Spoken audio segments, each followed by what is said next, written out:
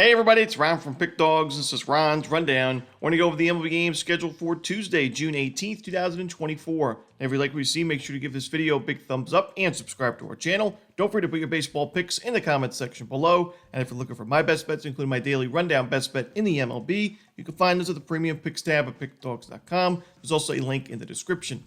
Alrighty, here we go. Here are the games for Tuesday in Major League Baseball. First up, we see the St. Louis Cardinals taking on the Miami Marlins. Lance Lynn and Roddery Munoz are your projected starters. Munoz pitched well in that last game against the Mets, but the problem is it was another Marlins loss. It was a 3-2 loss final. The offense for the Marlins has not been great. The bullpen's not been great. So even if a starting pitcher like Munoz, who goes 6 innings of one-hit baseball with 5 strikeouts and no runs, it's not enough in the end for a lot of these games. And the Marlins are now 1-4 in his last 5 starts. And when you look on the other side, Lance Lynn's pitching pretty well. He's got a sub-4 ERA. I think he has a much better lineup. The Cardinals lineup, I think, is just far superior. And the bullpen, I trust this Cardinals bullpen more. Lynn has been a lot better on the road this year than he's been at home. He got a 2.78 ERA on the road. So, it's not an amazing price, but I'm going to go with the St. Louis Cardinals on the money line in this one. Next up, we see the Cincinnati Reds taking on the Pittsburgh Pirates. Nick Lodolo and Bailey Falter, pair of lefties on the mound in this one. I trust Lodolo more in this game. I think he's the much better option. I do expect regression going forward for Falter. He's got a 3.86 ERA, but the expected numbers aren't the best. And we even saw in his last couple of games him only go 4 innings apiece against the Dodgers and Cardinals, giving up a combined in 8 innings, 16 base hits, 8 earned runs, and 2 home runs. Now, his strikeout numbers are starting to pick it up, which is a good sign, but not the sharp contact and base hits. And the Pirates are 1-4 now in his last 5 games. The Reds are starting to heat up against lefties. I think Lodolo pitches well. We know, we like to back him on the road where he's 3-1 with a 2.55 ERA. And I think the Reds have the better bullpen. So give me Cincinnati in this one on the money line. Next up is San Diego Padres taking on the Philadelphia Phillies. Michael King and Aaron Nola are your starters. Michael King, 12 strikeouts in that last game, and we know he's been inconsistent this year, but he's in good form right now. His last 5 games, 3 earned runs or fewer in all 5, 2 earned runs or fewer in 4 of 5, and the Padres are 4-1 in his last 5 starts. We know Aaron Nola got crushed at Fenway Park in that last game against the Red Sox. 8 earned runs, 11 base hits, a home run to go with it. He was pitching really well up until that start. Now, I do think he bounces back, but I can't deny the value we see with the Padres in a game like this. I think San Diego can compete here. The Phillies offensively against right-handed pitching in the last 30 days have not been great. So give me the San Diego Padres in this one, plus the 1.5 runs on the money line. Next up, we see the Seattle Mariners taking on the Cleveland Guardians. Bryce Miller and Tristan McKenzie are your starters. I'm going to go with the over in this one. I think, especially in the first 5 innings, I would take the over. Bryce Miller struggled on the road. He's got an ERA just below 6. Now, he's faced a lot of tough lineups on the road. The Brewers, the Rangers, Astros, Yankees, Orioles, Royals, all those teams are either playoff teams from last year, teams with winning records this year, or teams that are just hitting the ball well this year. But, now you're facing the Guardians, it's not going to get too much easier. This is still a Cleveland team. It's top 10 in OPS and ISO against righties in the last 30 days. So another tough matchup, especially at Progressive Field this year. With those stadium changes, the Progressive Field's been one of the more hitter-friendly parks in baseball when it comes to hitting home runs. So I do think Miller could be in trouble, but McKenzie's also given up a lot of bombs this year, a lot of walks. The regression concerns are there. The ERA is at 4.1, but I do expect it to continue to climb as the season goes along. And while the Mariners aren't an offensive juggernaut, I still think they have plenty of guys in this lineup that could go deep, via the home run ball. They have some power in this lineup. So I'm going to lean towards the over in the first 5 innings between Seattle and Cleveland. Next up, we see the Arizona Diamondbacks taking on the Washington Nationals. Slade Cecconi and Jake Irvin are your starters. I think Irvin's the much better option in this game. Cecconi has struggled, 1-5 record, 6.7 ERA. His last game, 7 earned runs against the Angels of all teams. I think the Nationals have the better bullpen in this game. We know Washington's been one of the more profitable teams in baseball. I think this is a good spot for him. Give me the Washington Nationals on the money line. Next up, we see the Baltimore Orioles taking on the New York Yankees. Albert Suarez and Nestor Cortez are your starters.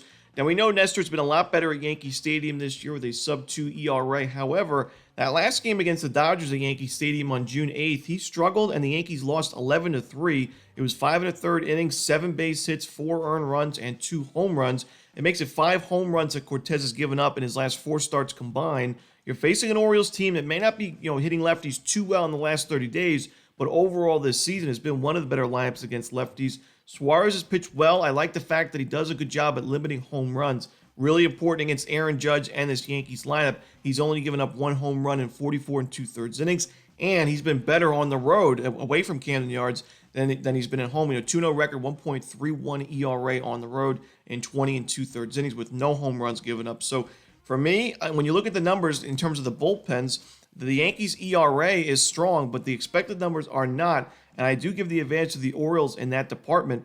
I'm going to go with the Orioles in this one on the money line. Next up, we go to the Boston Red Sox-Toronto Blue Jays game. It's going to be Tanner Houck and Chris Bassett as the starters.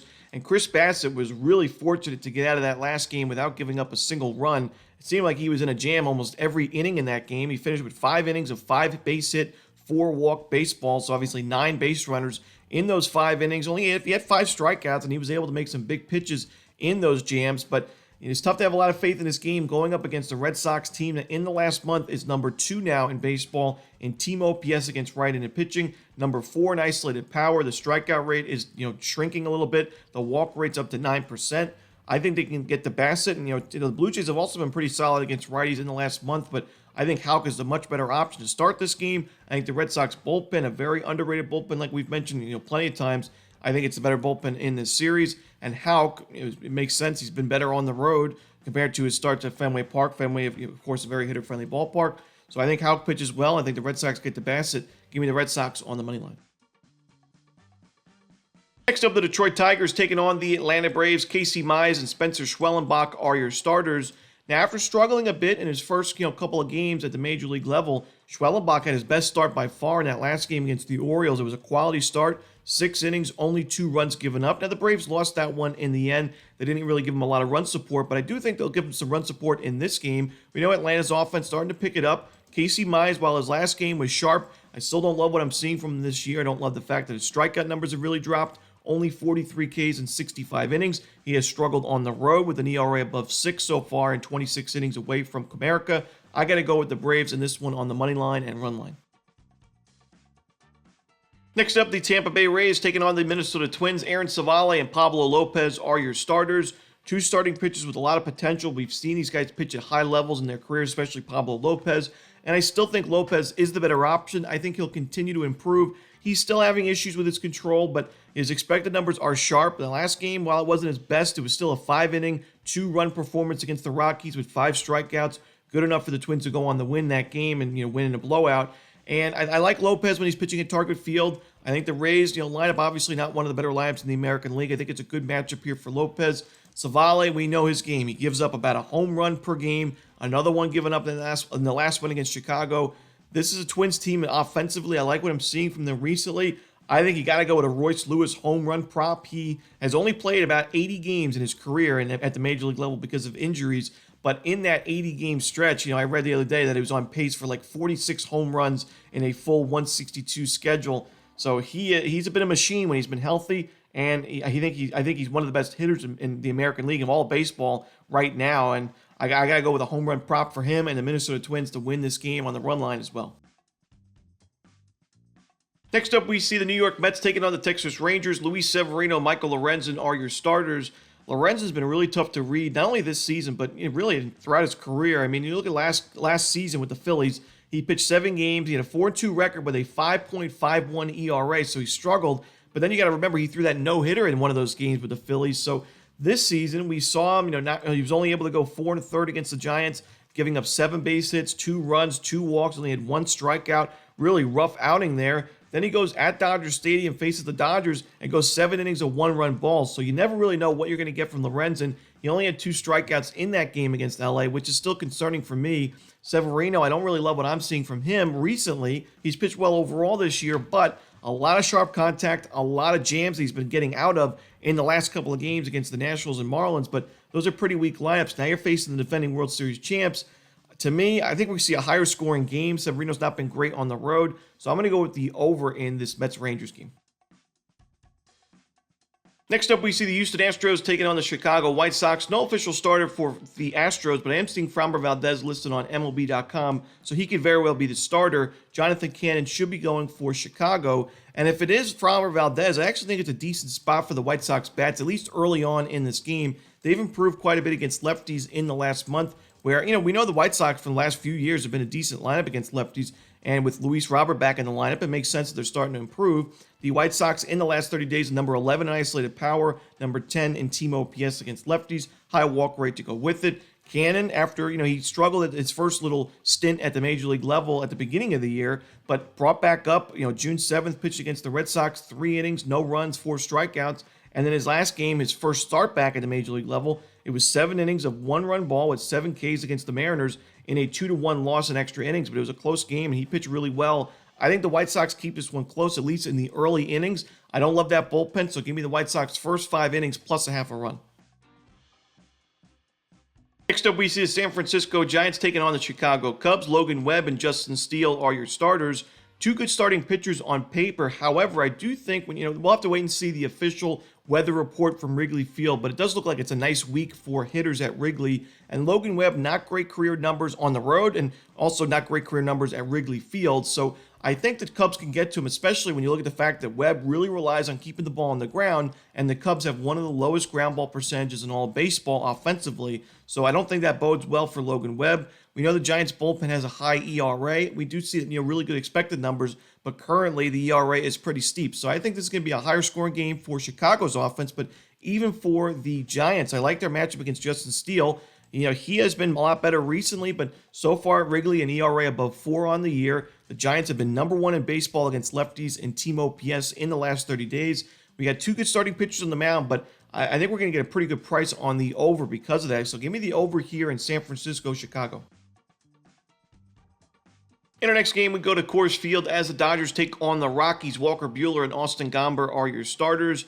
Now, I know it's not been a great start to the year for Walker Buehler. He's got that ERA at 4.64. He's had okay numbers at Coors Field in his career, but I still think even if he struggles a little bit, the Dodgers bats will be able to back him up. And in the late innings with the bullpen advantage that Los Angeles has, I think the Dodgers still win this game and cover the run line.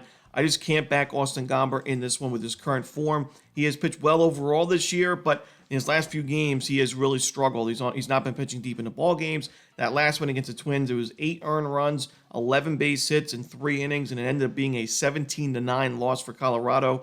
The Dodgers, we know that they're strong against lefties, strong against righties, but especially against lefties in the last month. Very low strikeout rate, 3rd best team OPS, number 1 in isolated power. So I think they get to Gomber and this Rockies bullpen. Give me the Dodgers laying the 1.5 runs. Next up, we see the Kansas City Royals taking on the Oakland Athletics. We're going to see Alec Marsh and Hogan Harris as your starters. Now, Hogan Harris, a good ERA, but the expected numbers aren't the sharpest, especially the expected ERA.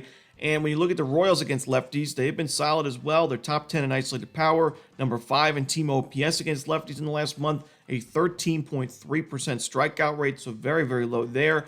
Marsh was struggling a bit, but had a really good bounce-back start against the Yankees in that last one. Kind of a surprise. The Royals struggled mightily in that series, but Marsh was the best part of it. He went 7 innings of 1 base hit, no earned runs, 7 strikeout baseball against arguably the best lineup in all of baseball, and the Royals went on to win that game 4-3, and he's been one of the more profitable pitchers in this rotation and really in the American League this year. So give me the Royals in this one on the money line and run line. Next up, we see the Milwaukee Brewers taking on the Los Angeles Angels. Tobias Myers and Griffin Canning are your starters.